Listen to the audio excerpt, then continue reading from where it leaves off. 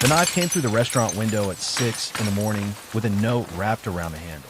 Naomi heard the glass before she registered what had caused it. The specific shattering sound she now knew in her body, the way she knew the sound of the gravy beginning to simmer, the way certain sounds become part of you after enough repetition. She was already moving when the knife hit the floor, already low, already calculating the distance between her position at the stove and the back exit.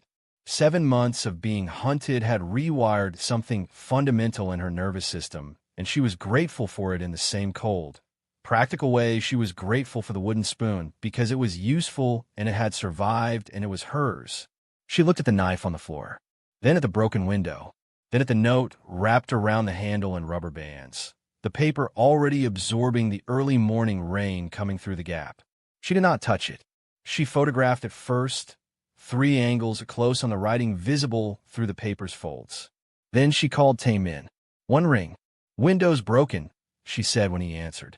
A pause of exactly 2 seconds. She could hear him moving. "I'm 4 minutes away.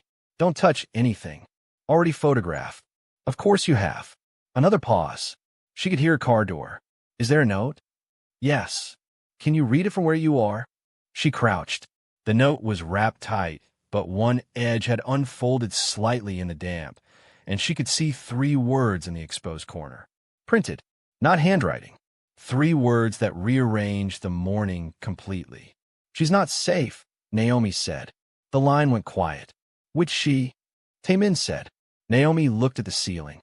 Above her, in a room above the restaurant that she had offered to a woman in a gray linen jacket 6 months ago, with the words "You belong in this building," Soo-Ah was asleep.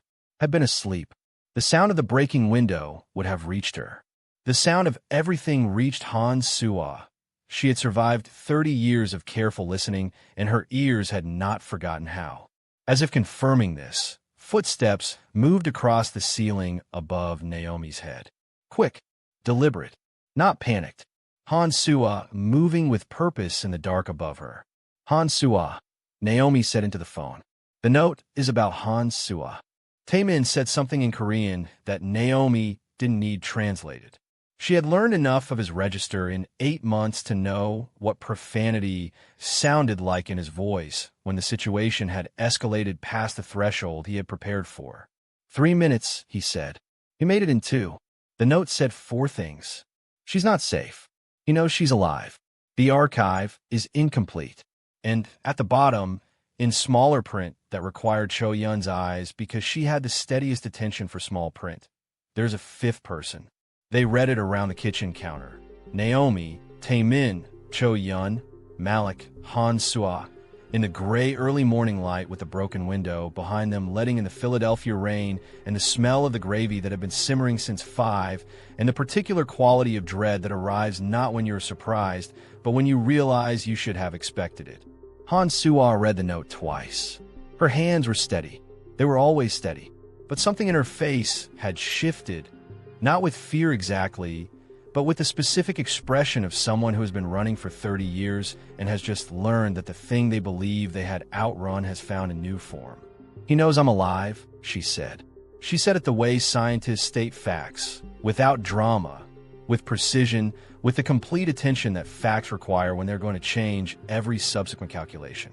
"Ow," Malik said. "The congressional testimony," Soo-Ah said. "I submitted a written affidavit to Congresswoman Park's committee 6 months ago. It was filed under a protected identity. But my brother has had 9 years to cultivate sources inside the committee infrastructure." She looked at the note. "And someone inside that infrastructure has been cultivating him." "The 5th person," Cho-Yun said. "Yes," Soo-Ah said. The kitchen went quiet in the specific way it went quiet when all 5 of them were processing the same new variable simultaneously. Naomi looked at the knife on the floor. She looked at the note. She looked at the window and the rain coming through it and thought about what it meant that after 4 parts of this story, after the formula and the ledger and the root cellar and the settlement and the criminal referral and the university syllabus, there was still someone they hadn't accounted for. Someone inside the congressional committee who had been feeding information to Jae-Won. Someone who had known about Soo-Ah's affidavit before the filing was public. Someone who had sent a knife through a restaurant window at 6 in the morning, not to threaten, but to warn. Because the note was not a threat. It was intelligence. And the person who had thrown it understood exactly who would receive it and exactly what they needed to know. "They're on our side," Naomi said. All four of them looked at her. "The fifth person," she said. "They didn't send a threat. They sent a warning. They risked exposure to tell us Soo-Ah is in danger." She picked up the note. "Whoever they are, they're inside Jae-Won's network, and they are trying to help us." Or, Malik said, because he had spent 6 weeks inside an enemy's network and knew exactly how that fell from the other direction. They are inside Jae-Won's network because Jae-Won sent them. The room held that possibility. Either way, Tae-Min said, Soo-Ah cannot be here when Jae-Won's people arrive. He looked at his watch. "We have perhaps 30 minutes. Possibly less." Soo-Ah was already moving toward the stairs. "I'll pack what I need. I travel light. I have been traveling light since 1991. "Where are we going?" Naomi said. Tae-Min looked at her. He looked at Malik. He looked at Cho-Yun, who was already reading something on her phone with the focused attention of someone who has anticipated this moment and has prepared for it accordingly. "Seoul," Cho-Yun said without looking up. "We were always going to have to go to Seoul." Naomi looked at her. "Why now?" "Because the archive is incomplete," Cho-Yun said. She held up her phone. On the screen was a message, 3 sentences, no name, sent from a number that had already been disconnected by the time the phone received it. And the part that is missing is not a document. It is a person. She looked at Naomi. "My father's original research partner. The one who was with him and Park Soon-Hee and Cho Hannah before any of the formula was written down. The one whose name appears in the early correspondence, but disappears from the record entirely after 1987. She paused. "His name is Dr. Kwon Jae-Hee. He is 81 years old. He is in Seoul. And according to this message, Jae-Won's people found him yesterday." The sound of the first car pulling into the alley behind the restaurant reached them through the broken window. It was not 30 minutes. It was 4. "Out," Tae-Min said. He was not asking. They went through the root cellar. Naomi had not known, had not needed to know until now, that the root cellar had a second exit. Soo-Ah had known. Soo-Ah had designed it. In 1993, when she was drawing the specifications for the underground space that would house the grow lamp and the botanical specimen, she had included a secondary tunnel that ran 40 feet east under Baltimore Avenue and emerged in the basement of the dry cleaning shop on the corner, owned by a woman named Mrs. Cho, who had been friends with Park Soon-Hee's cousin and who had been keeping that basement exit clear and unlocked every night for 31 years. Mrs. Cho was 78 years old, and she was standing in the basement when they came through the tunnel, holding a thermos of green tea and wearing an expression that suggested she had been expecting this visit for a very long time. "Finally," she said. She looked at Soo-Ah. "Your father's designs. I always said the tunnel was too narrow." "It was sufficient," Soo-Ah said. "Barely," Mrs. Cho said. She handed Tae-Min the thermos. "There's a car in the back alley. The keys are in the exhaust pipe. It has a full tank and clean plates. I replaced them this morning." She looked at Naomi. "Your father helped me with my shop lease in 2003. I have been waiting 22 years to return the favor." She turned back toward her washing machines. "Go. Don't let them see the car from the main street." Naomi looked at this woman, 78 years old, standing in her dry cleaning basement at 6:15 in the morning, having kept the tunnel exit clear for 31 years for a day she didn't know would come, and felt the specific vertigo of understanding that the network her father had built was larger and older and more deliberately constructed than anything she had previously imagined. He had not been hiding.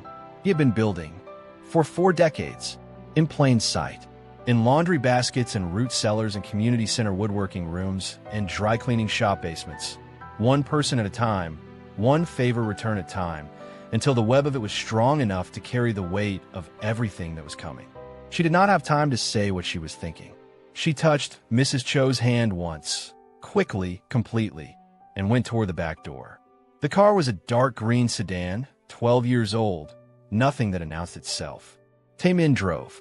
Cho-Yun navigated from the passenger seat using a paper map she had produced from her field jacket pocket, because she did not trust digital navigation in situations where they might be tracked. Malik was on the satellite phone in the back seat, establishing the timeline of Dr. Kwon's disappearance. Soo-Ah sat beside him with her eyes closed, not sleeping, reconstructing something in her mind. Naomi could tell from the quality of the stillness. She had seen Tae-Min do the same thing. The stillness of someone working at full capacity internally while their exterior presented nothing at all. Naomi sat in the back between Soo-Ah and the window and watched Philadelphia go past and thought about her father. He had helped Mrs. Cho with her shop lease in 2003. He had done it because it needed doing, not because he was building a network. He had simply been the kind of man who helped when he could, consistently, over decades, and the web of it had grown around him the way roots grow, not by design but by nature, following the path of least resistance, filling every available space with something alive. She thought about what it meant to inherit that. Not the formula, not the patent, not the restaurant or the recipe or the wooden spoon. The web. The living web of people who had been helped by Big Mike Washington and who remembered it, and who had been waiting in root cellars and dry cleaning basements and community center woodworking rooms for the day when remembering it could mean something. Tae-Min, she said. He met her eyes in the rearview mirror. Yes. How many people knew my father? He held her gaze in the mirror for a moment. More than you have found yet, he said. I think that is the answer. How do you know? Because every time we have needed something in the last 8 months, something has been there. The tunnel, Mrs. Cho, the car, the clean plates. He paused. This is not coincidence. This is infrastructure. Someone maintained this infrastructure. The infrastructure has your father's handwriting on it. Soo-Ah opened her eyes. He called it the bridge, she said. Not the formula, not the network. He called it the bridge. He said a bridge only works if people on both sides of it believe it will hold. He spent 40 years making sure enough people believed. Naomi looked out the window at the city, at the corner where the block party base would be playing on Saturday, at the sky going from gray to the specific amber of a Philadelphia morning, at the place where her father had lived and fed people and built something so quietly and so patiently that 30 years after his death, it was still holding weight. She thought, I am just starting to understand the size of what he built. The flight was 14 hours. Malik spent 11 of them on the satellite phone and the laptop, mapping the network of people connected to Dr. Kwon Jae-Hee, the students he had taught, the papers he had co-authored, the university affiliations that had changed and changed again across 60 years of a scientific career that had been systematically marginalized after 1987. The year his name disappeared from the early formula correspondence. The year Jae-Won had consolidated the patent. Dr. Kwon had not been erased the way Soo-Ah had been erased. Not a staged death, not a false certificate, not anything so violent and direct.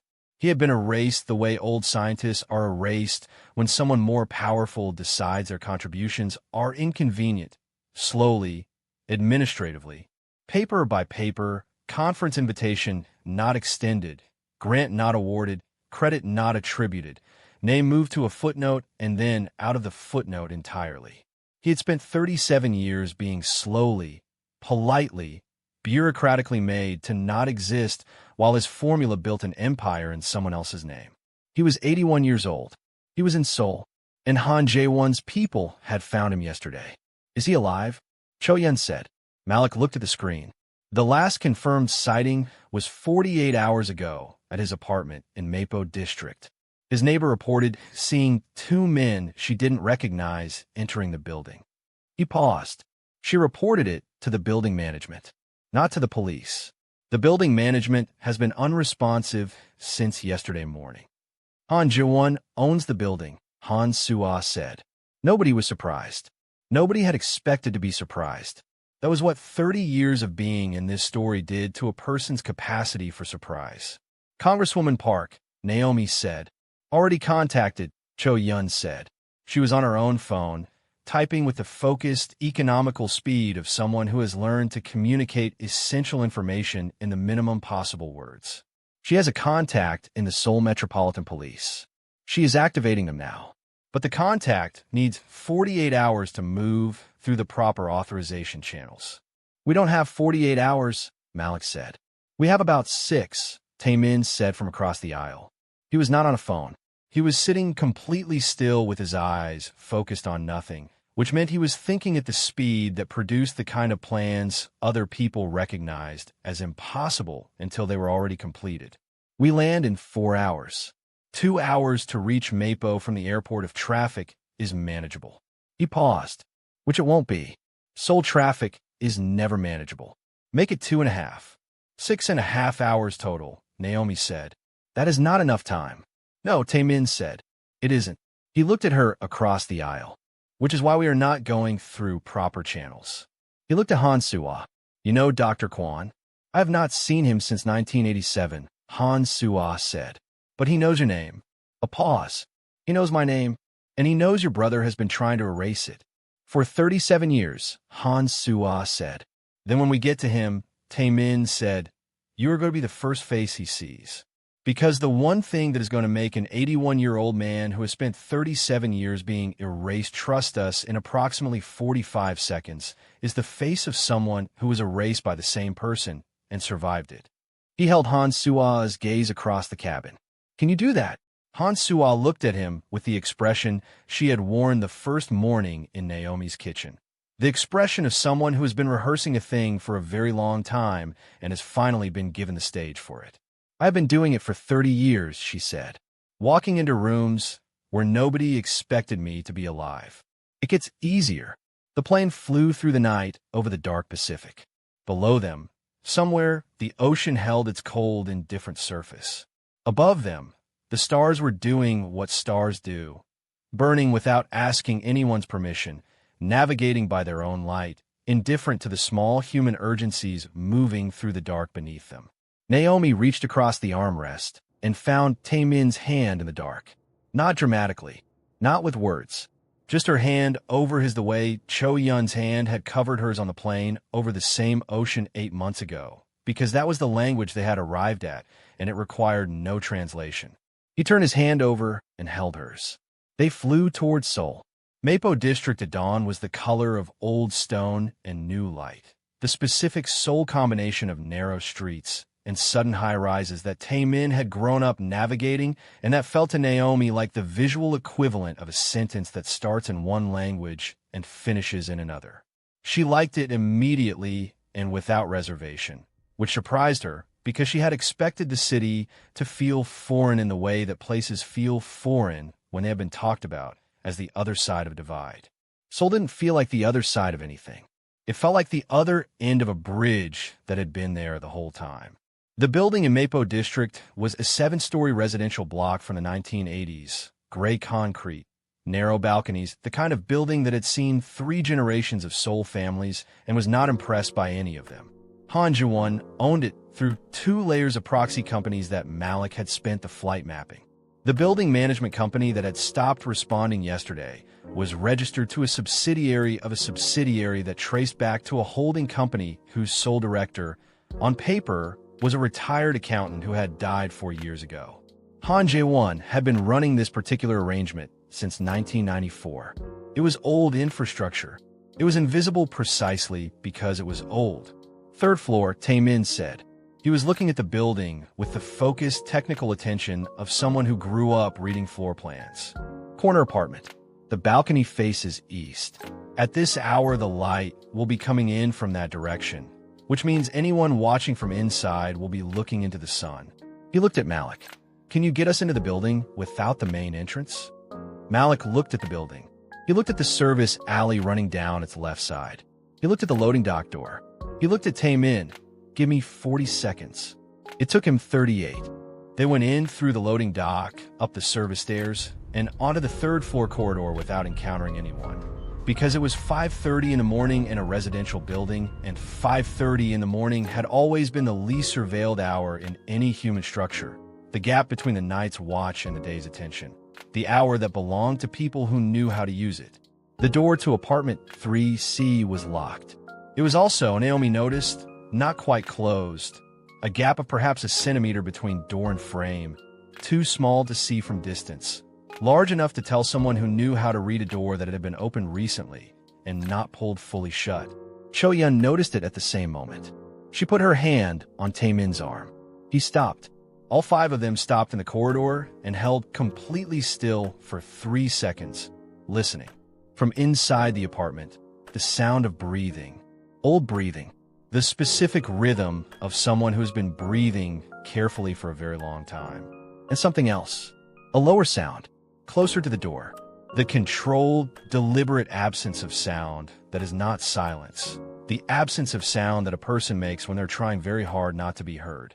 There was someone on the other side of the door who was not Dr. Kwon. Naomi looked at Tae-Min. He held up 2 fingers. 2 people inside. Then 1 finger redirected toward the door's hinge side. One of them was close. Very close. She reached into the bag over her shoulder and produced her father's spice tin. It was not salt. It had never been salt. And the mixture inside, it was not the habanero magnesium combination she had used in the alley and the sewer. She had refined it, in the months since with Soo-Ah's chemist precision, into something more controlled, more directional, with a 3-second activation window that gave a user time to move before the light event occurred. Soo-Ah saw the tin and produced a sealed glass vial from her jacket pocket. The same compound. Her version. They looked at each other. Simultaneously, Soo-Ah said. Simultaneously, Naomi confirmed. Tae-Min looked at both of them with the expression of a man who has spent 8 months watching these 2 women improvise solutions to problems that had no precedent and has learned to simply get out of the way. He pushed the door. The apartment erupted in white amber light. In the 3 seconds of complete photonic blindness that followed, Tae-Min moved with the absolute efficiency of someone who had the room's geometry pre-calculated. 1 contact. 1 person near the door. Now completely disoriented, now restrained with a zip tie from Cho-Yun's jacket pocket before they had recovered enough vision to resist. Malik took the 2nd person, further into the room, closer to the bedroom door, slower to recover, with the specific, controlled precision of a man who had been training for exactly this contingency for 8 months and had never wanted to use it, and was using it anyway with the grim competence that necessity produces. 30 seconds. Both contacts secured. No injuries.